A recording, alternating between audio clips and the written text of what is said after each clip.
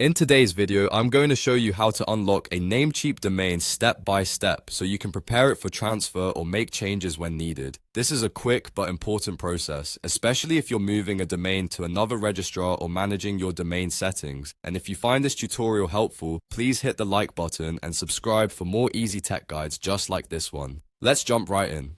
First, log into your Namecheap account.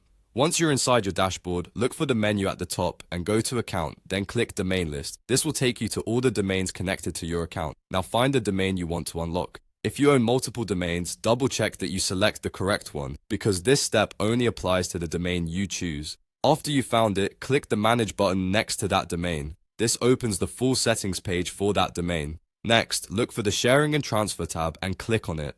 This section contains the tools related to moving your domain and managing transfer settings. Once you're in that tab, scroll down until you reach the Domain Lock section. This is where Namecheap controls whether the domain is locked or unlocked. If the domain is currently locked, you'll see an option to change that setting. Click Unlock to disable the lock.